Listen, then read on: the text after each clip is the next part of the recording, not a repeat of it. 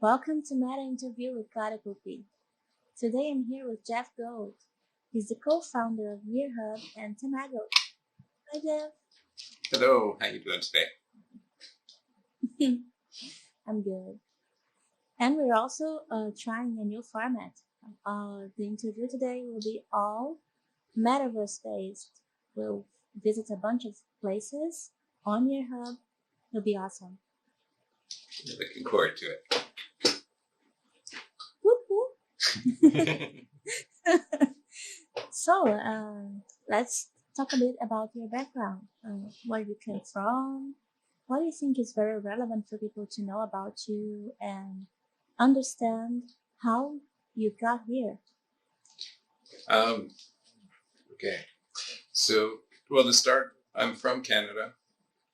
I lived throughout different parts of Canada, originally Calgary, Edmonton a bit, Toronto, and then was in Montreal for about 10 years before I gave up on winter and moved to Playa del Carmen, Mexico. Been down here for about 12 years. For the last 20 or so years was DJing. Had some different club type, couple of clubs, a record shop, some different things. And then a couple of years ago, kind of came to realize that code was ruling the world and I was illiterate and I didn't like that feeling. So I started to study and put some things together. Awesome. Yeah, I know the feeling when I started to dabble with Web3, blockchain. I thought I would never understand anything because it's too much, right? When you just start being an artist, it's hard to know where to begin. Yeah, no, definitely. So yeah, it's a lot of studying. Yeah, the trick is just to start and then it gets a lot easier. Yeah, when you try it and here we're not only reading about blockchain, Web3, NFTs and such, we are living it, right? Yeah, every day. exactly. Yeah, and there's always more to know. So it keeps it entertaining. It's not the same every day. And you get to create really cool things. And it's just at the beginning, so it's kind of creating things for the future. Yeah, not a day of boredom. So, how was that your transition from your previous work area, like as a DJ, to entering the Web3 world and blockchain? It went surprisingly easy. COVID was around, so DJing had slowed down a lot. Yeah. So I had a lot more free time and was focused and putting time into it, so absorbed it well.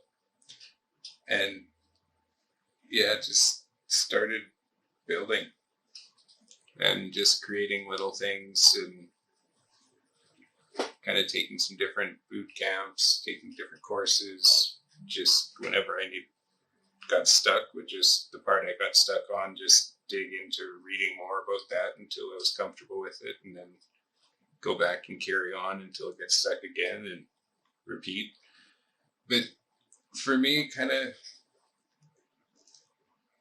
development in music, it's kind of, well, when I was developing it, helped me realize what I like so much about music was with music, it's kind of trying to solve an impossible problem where you want to create the perfect song, but there's not a perfect song for every moment.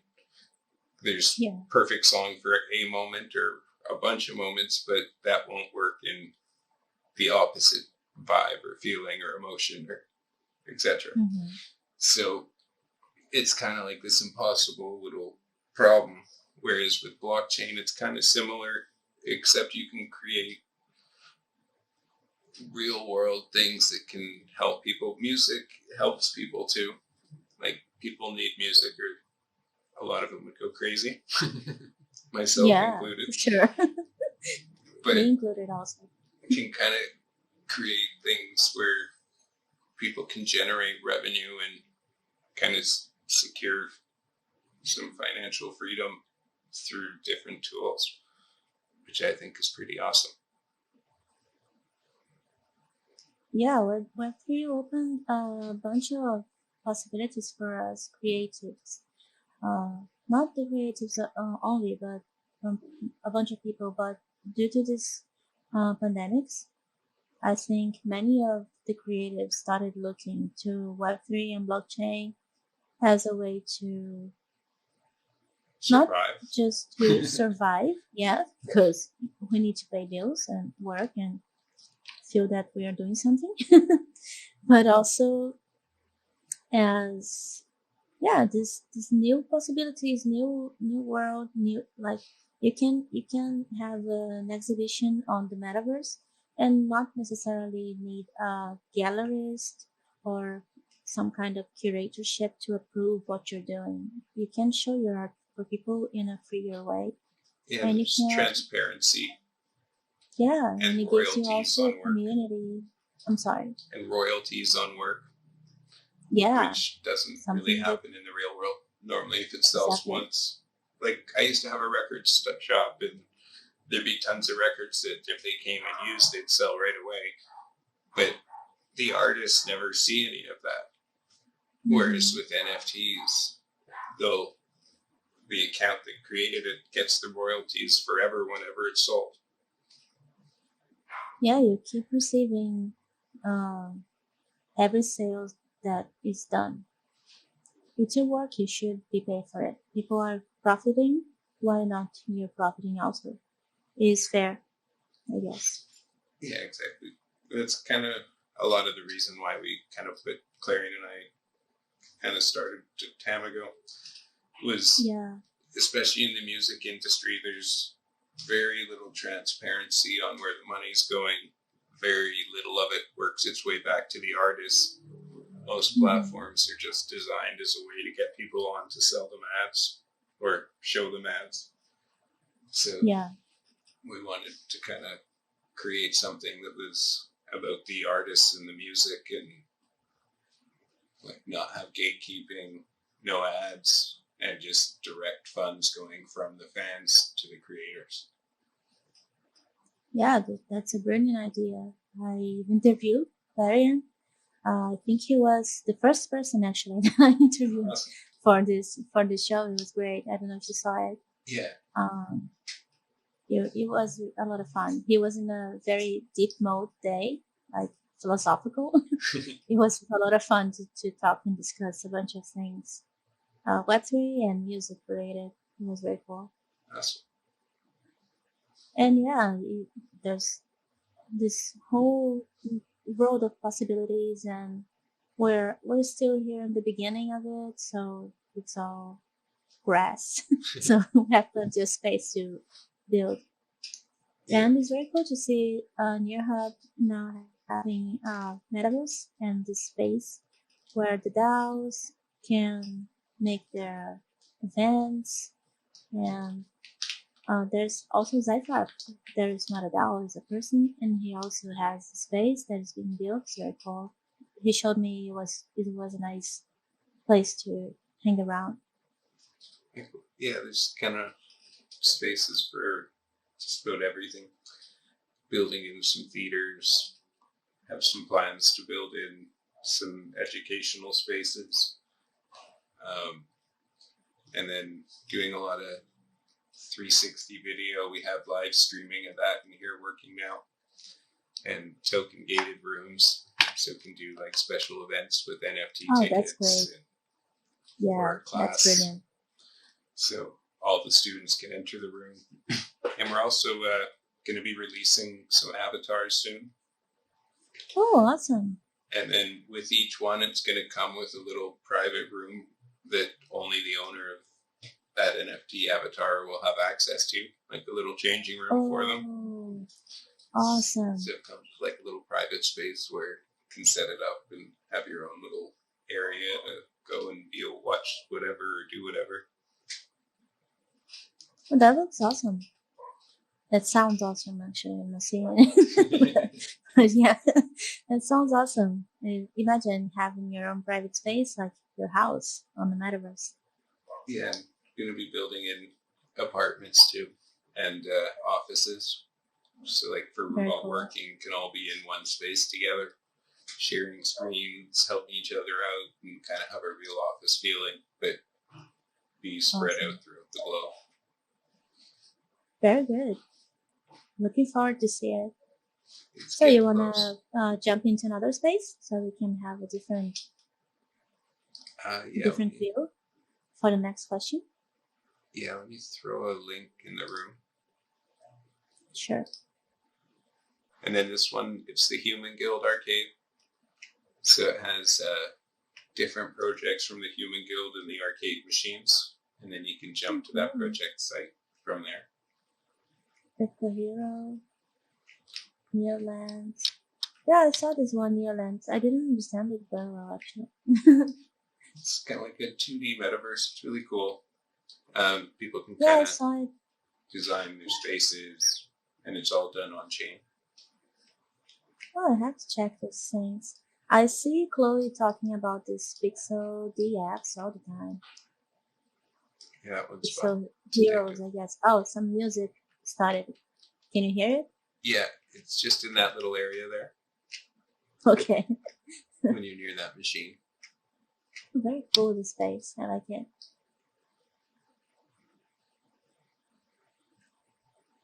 These are also near projects. This one here. Yeah, they're Experts. yeah, it's part of Human Guild as well. They're incubating cool. all these ones. Roblox. Oh, nice space. Oh, this one I know. Oh, Tamago is on the Human Guild?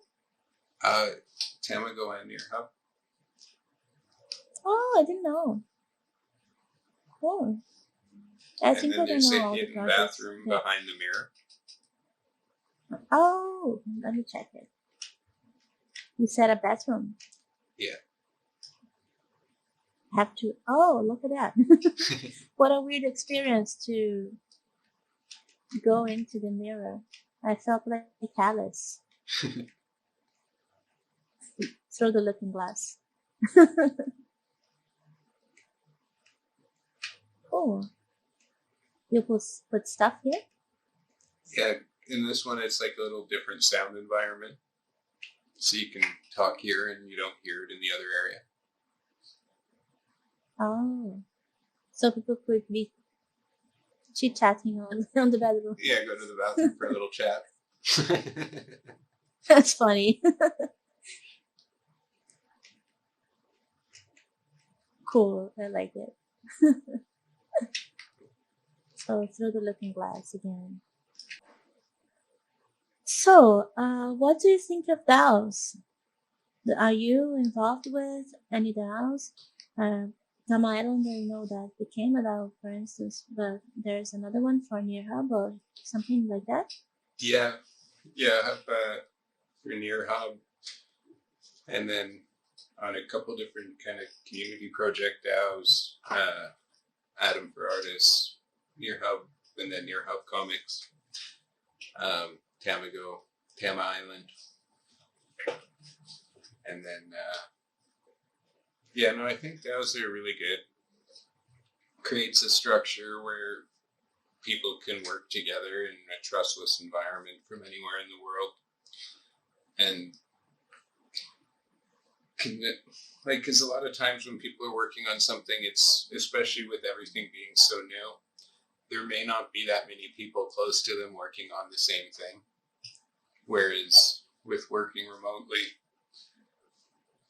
can do that, work with people in another country, and don't have to worry about legal recourse because there's nothing that they can do. Yeah. Everything is secured unless everyone agrees on it or a majority agrees. Yeah. In which case, there's nothing that needs to be done. So I think they're definitely needed, and they're going to evolve as time goes on. like more as multi-DAO kind of systems where you could use it to run a corporation or a government, hypothetically, where have different regional areas or departments that have they vote on another department, which votes on another department, which votes on the main things. So then you can kind of have everything where everyone has their input, and it all kind of goes similar to a political system. Yeah. And it's all very open. Everything is there on blockchain, and it is easy to see if everything is going well, and voting where all the fundings are going to get used, and everyone in the council can share the responsibility to make the choices, right? Yeah. Not just one person. Yeah, exactly. And the members can also participate if the DAO feel like. Yeah, or the community. Well, it's pretty much up to the DAO. They can create them as kind of a private multi-signature wallet, or it can be a whole corporate setup. Yeah. And then kind of everything in between. And Yeah, Near have makes it, Astro DAO. yeah, Sorry. that's like kind of exactly what I was about to say.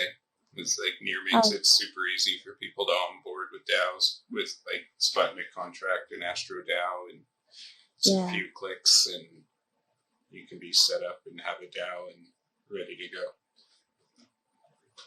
Yeah, it's very organized, easy to spot and vote and see what's going on the DAO.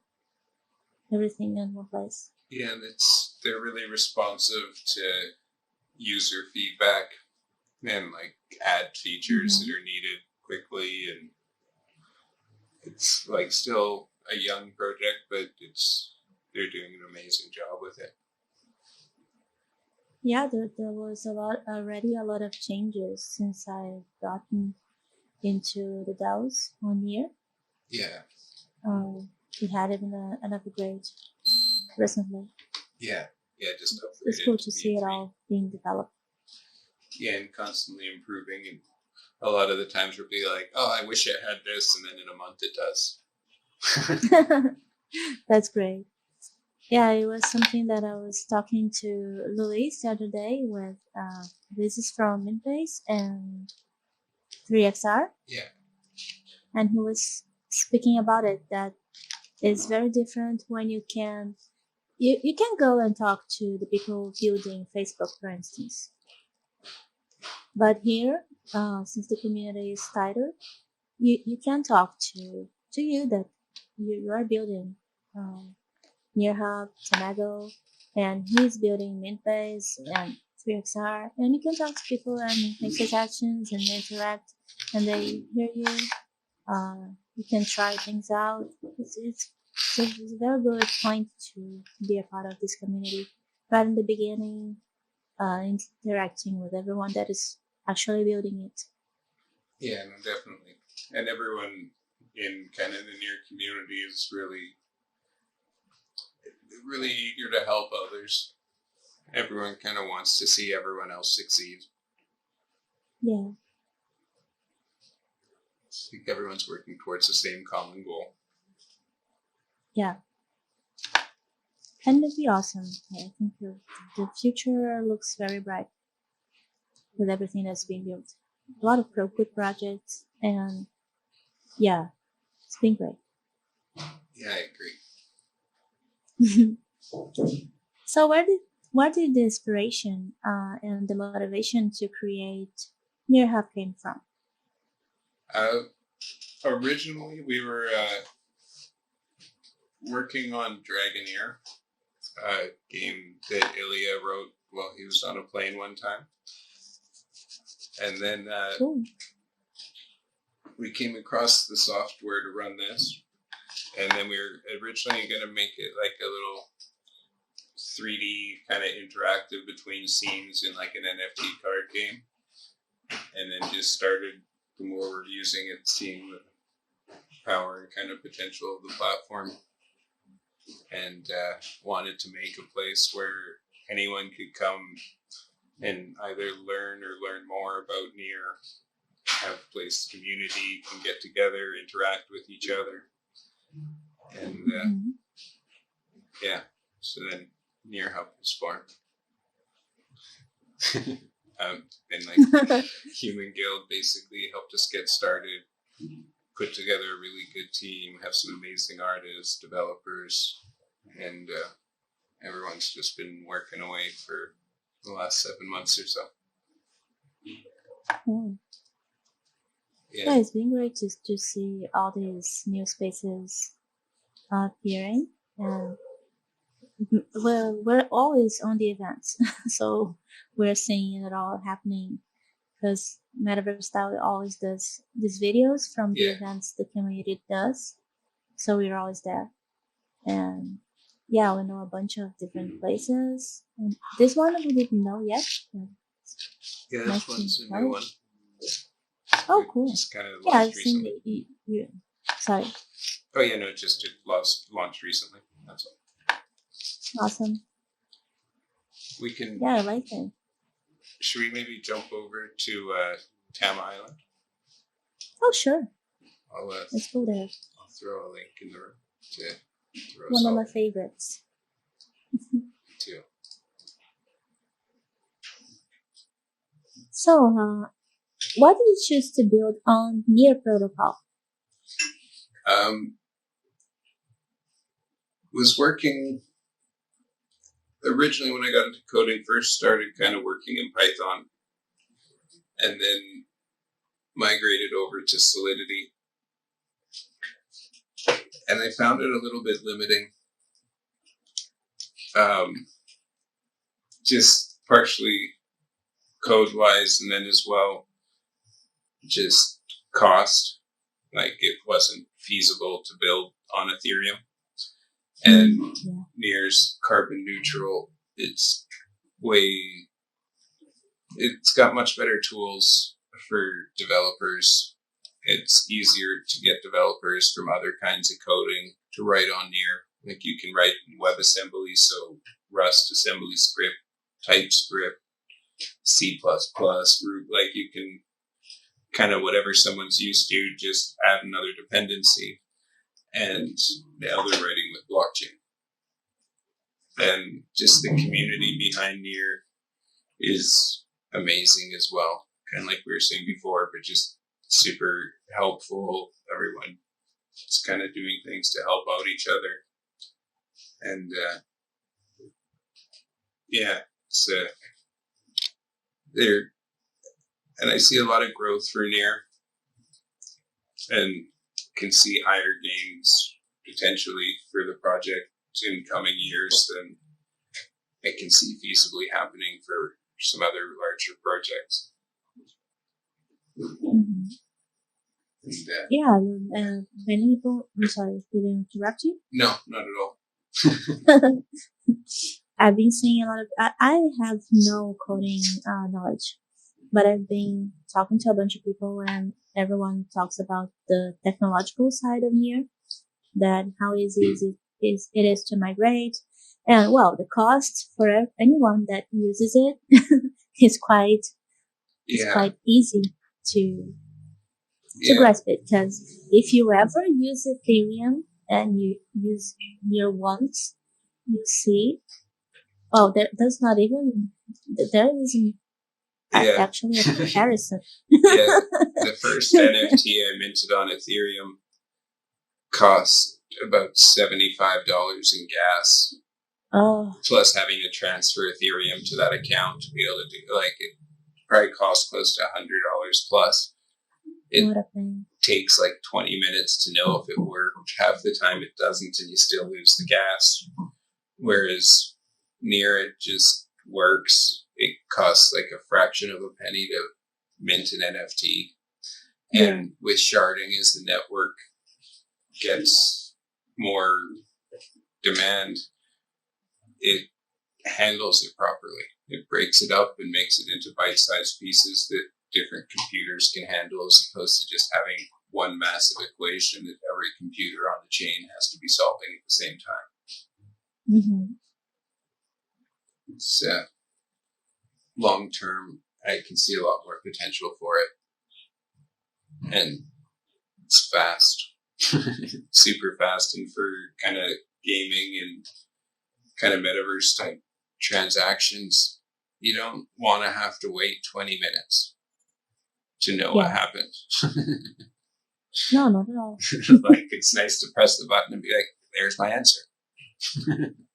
And I can only imagine the nightmare that it must be to do everything DAO related on Ethereum. Yeah, every time you want to vote, it's $50. So you have to be like really dedicated if you want to vote for the project. Yeah, and you have to be paid very well for it to be possible for you to pay $50 each time you vote. Yeah, whereas here, like with Near, it's like less than a penny. Yeah, it's not even a penny. It's way less, actually. Yeah, you can get like 1,000 votes for a Near. Yeah, one of the most expensive transactions, actually, like a transfer. It costs, when is expensive, $2 or $1 and something when you're transferring a larger amount of money. Yeah, or large storage, like a lot of data. And yet, it's less than $5. It was never near $5. The most expensive that I paid was $2 for a transfer, so it's okay. Yeah, and like with Ethereum, that's kind of the price just to mint an NFT. But if you want to deploy a contract, it costs a lot more than minting. Yeah. So it's like, yeah. And the tools for Near, especially only being a little over like a year and a half old, are amazing. And like they really kind of went developer and like functional first and built out from there. And community. Yeah, the forum is very, very easy to use, and Astro also is very easy to use. The only piece of code that we touch sometimes is when you have a CFC or something. It's something that most of the community doesn't use at all. Just the DAOs for specific voting. Yeah. And actually, it's just a paste and a copy paste function, very easy. Now I think they even have it inside Astro, so yeah, it's not hard at all. Yeah, and there's great documentation for everything from developing a contract to resources and support to help get projects going. Sorry about the motorcycle. No problem. And there's a lot of resources to help projects get started. And like get grants and actually be able to achieve the goals that they've envisioned. Mm-hmm. Yeah, and not only that, not only the financial part, but the community also will help you when you have a doubt, and when you need help with something. There'll always be someone that can help you. Yeah, exactly. The answers are always close. Yeah, I was never lost on here. Like, I don't know what to do. Someone will always help me when I don't know where to go. Yeah. It's really good like that. Yeah, I'm loving it. So, but now, regarding the metaverse, what are your thoughts on the metaverse? How do you think having a virtual, not only for you, but for everyone that's watching this, like, oh my God, why should I have a metaverse? Why do you think that having a metaverse space helps DAOs and people and enterprises to do better? Well, I think it's kind of similar to many years ago now, but kind of still remember when email was starting. Even websites, it's kind of the same thing where it's like, why do I want to do that if I can just send an email or write a letter or just have someone go to a real world store? Things are going this way. And like soon. My feeling is that pretty much all websites are going to be interactive 3D environments. Yeah. Instead of having a website like a static thing that you scroll through, it'll be a room that you can go to and interact with and have different things that tell the story that the website did, just in a more immersive fashion.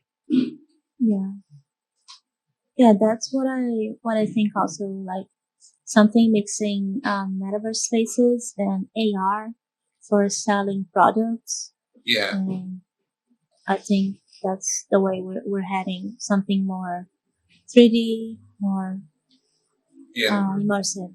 We're building in shopping into NearHub as well, and cool. making it so people can get a NFT that gets them an RFT. Look at that. So then they get the real thing, and then have a little NFT to show that they bought it and have authenticity and get an NFT.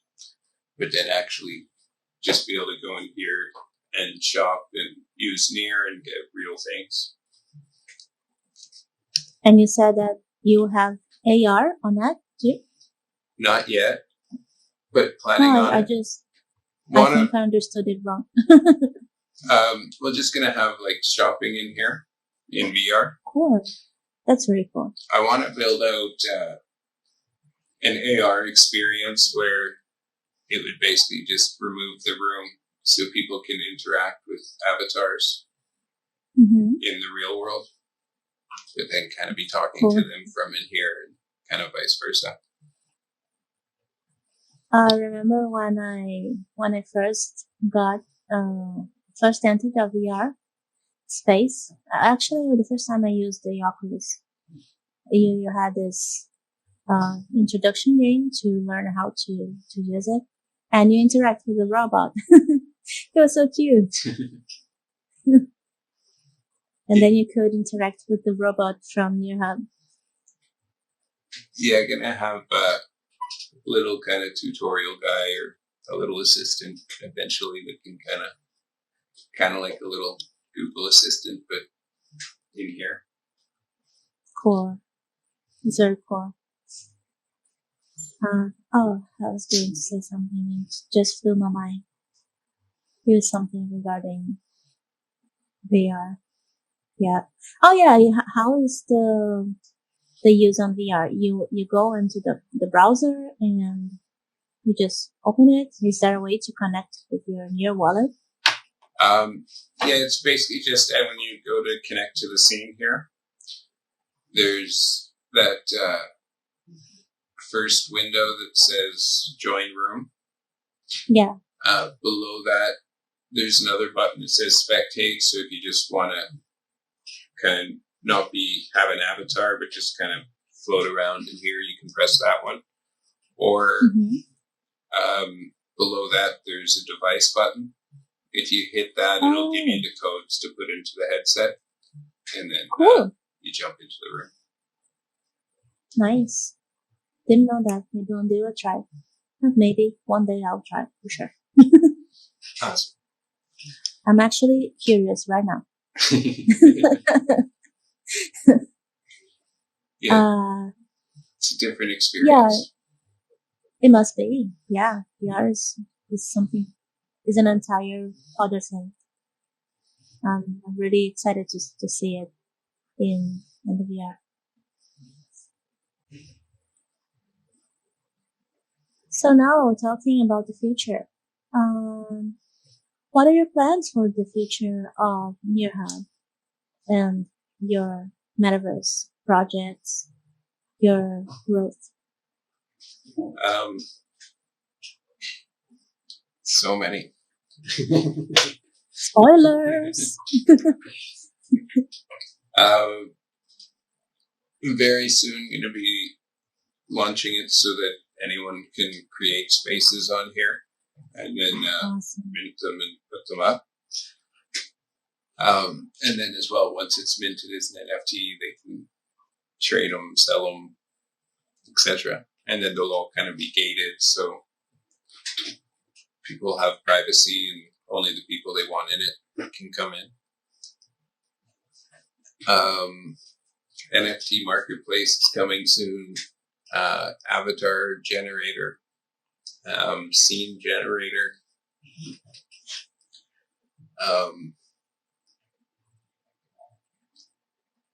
Just started a RPG game on the Discord server.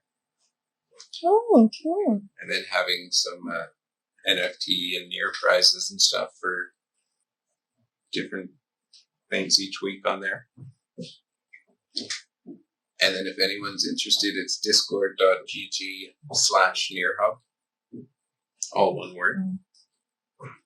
I'm hopping there. Actually, one of our colleagues from Metaverse DAO is starting a DICE DAO.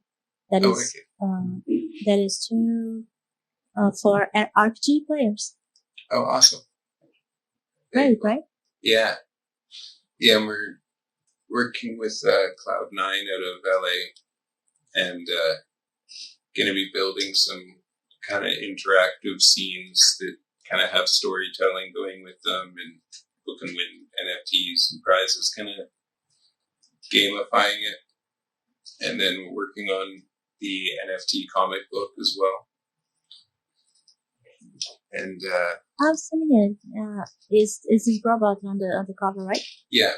So far it's just the cover one. In a few weeks, it's going to be the first page being released, and then people get one of the little dialogue bubbles is going to be blank for community to fill in and mint it, and then vote on it.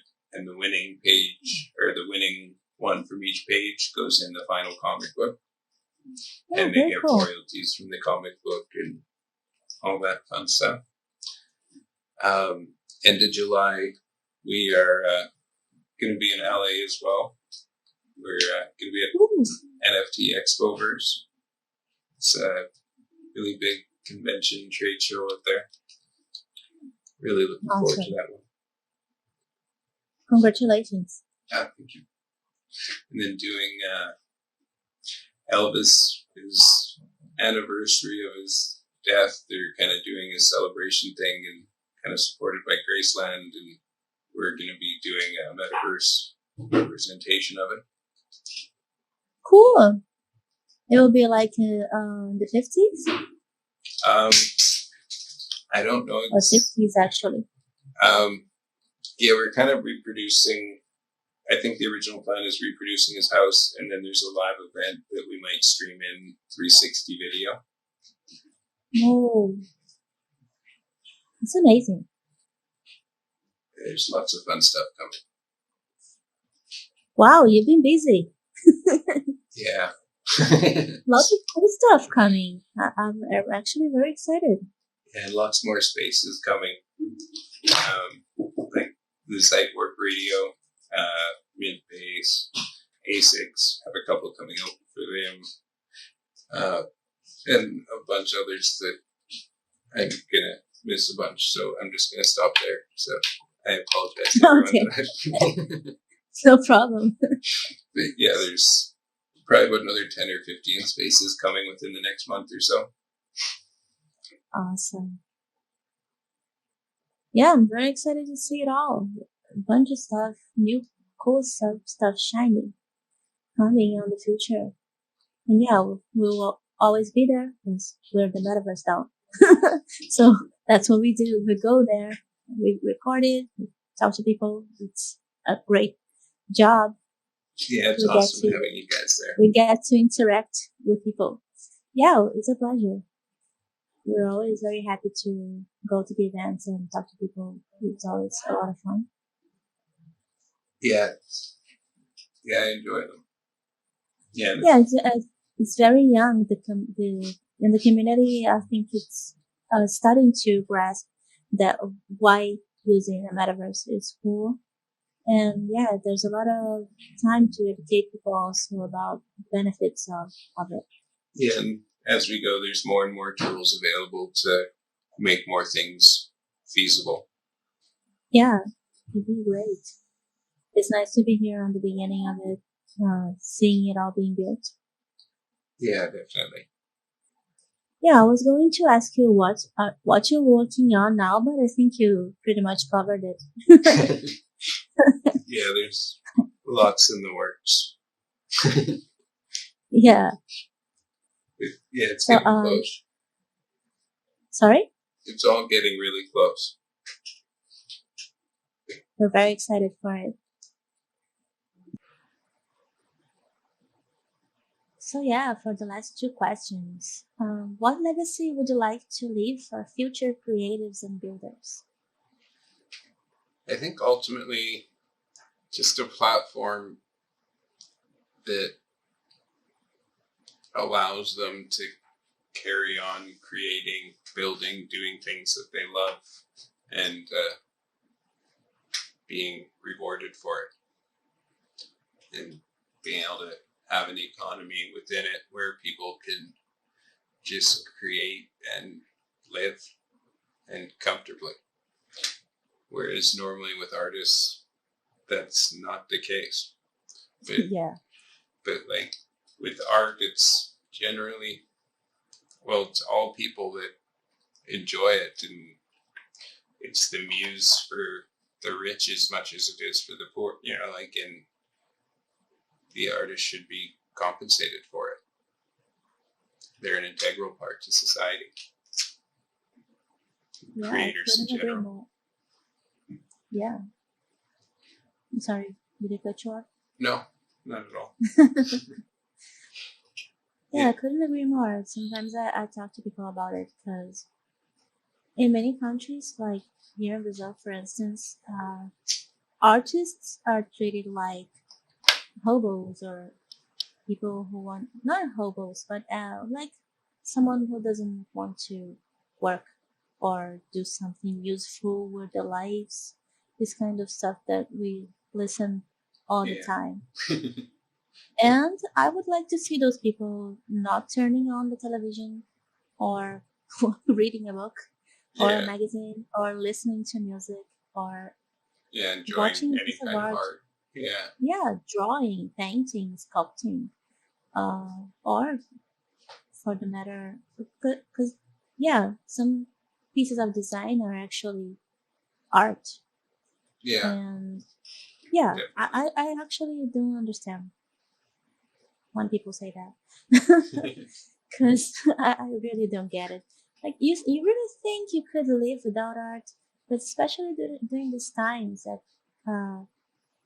when the pandemic was really on the biggest, on the top of the curve of contamination and stuff, that we had to be locked down. Yeah. What would people do if they didn't have art? Nothing productive. Like watching a movie or what? Well, no, that's art. Yeah, no, that's what I'm saying. Like you couldn't watch a movie. I forgot a word. You couldn't watch a movie or a series or anything, actually. How do you live without art? Just lots of math textbooks. Yeah, good luck with that. Months of reading some math book. Yeah. And it's only fair that the artists have a way to survive because the starving artist stereotype is not pretty. It's not something that we should think it's okay, I guess.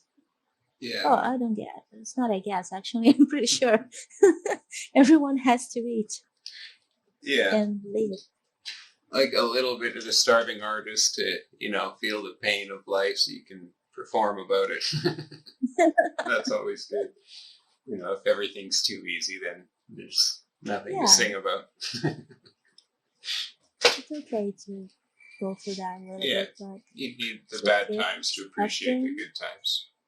Yeah, everything it has a bunch of sides, and we learn through all them, in my opinion. Well, if you want to, you can learn with everything. The lessons are there. If someone learns them, is another story. Yeah, we can keep complaining or learn something. I recommend learning something because tough stuff will happen. And it's With never part of life. it's never too late to start learning something either. Yeah, you can always learn with your past also. You can look at your past with different eyes and learn, even though you're not going through that anymore. You're even going forward to, like, coding for me, before I kind of got back into it a couple of years ago, the last time I touched anything coding wise really was DOS. Yeah, So, like, a good, like, 25, 30 years ago. yeah, And if it's something you want to learn, you can do it. sure. You just have to go there and do it, and try it, and read about it, or see a video. Nowadays, you can watch videos for pretty much everything. Yeah. So if you just work along with the video and stop until you get it working right, and then carry on. Don't just. Some people have difficulties to focus when they're reading, so they have this other options. Like I'm not really a kid. I'm 36, so I've been there when there was no internet. Yeah. So I know how it is. There's pencils and erasers. Yeah. And typewriters. Mostly that. Not a computer inside. Yeah. But there was another way to learn. Like I read a bunch of encyclopedias and dictionaries. My mother made me. For the young people listening, that's like old Google. Yeah. Like we did research for school, you had to search on the encyclopedia or read dictionaries. Yeah. Now you just Google it. You can listen, watch it, read it, interact. Oh, it's crazy, right? So much easier. And you don't have to wait for the internet to work forever. Yeah. Listening to very weird noises. Yes, not dial-up. Someone picks up the phone and a download breaks.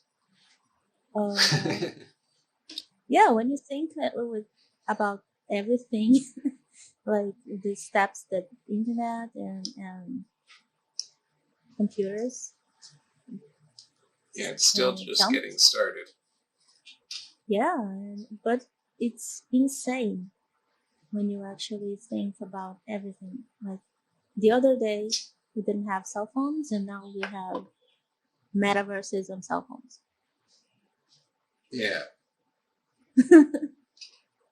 Yeah, well, it's like everyone grew up watching Star Trek, and now everyone has a tricorder. Yeah. But smaller. Very smaller. Yeah, it's crazy. We're living science fiction. Yeah, I like it. Yeah, it's cool. Crazy doesn't mean bad. Just wow. It's mental, but not in a pejorative way. Yeah, now it's kind of getting to the point where the only limitations are imagination, really, and the rest can happen. Sure. Do you want to go to the last location? So. Yeah. Let's maybe let's go to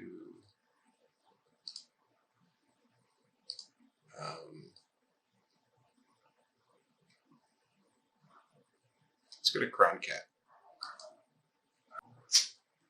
So for the last question, if you could give some words of wisdom to those who are starting now, what would you say to them?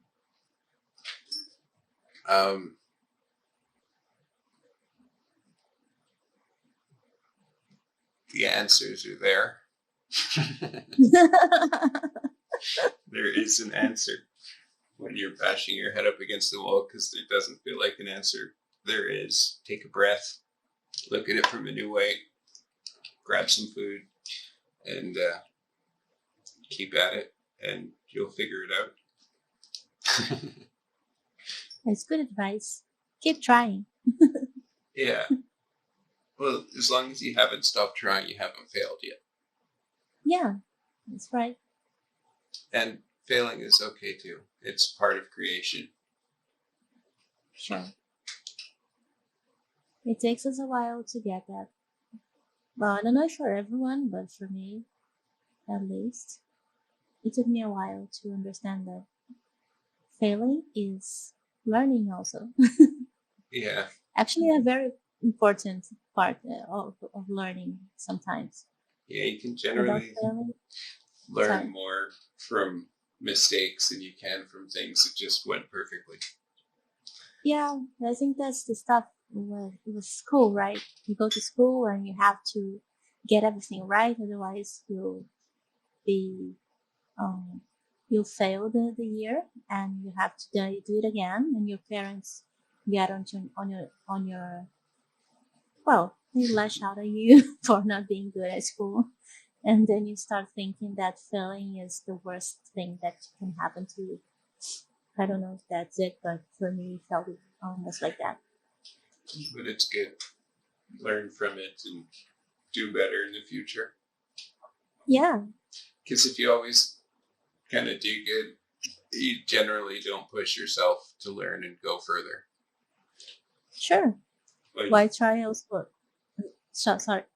for myself, like, it was the same with music too.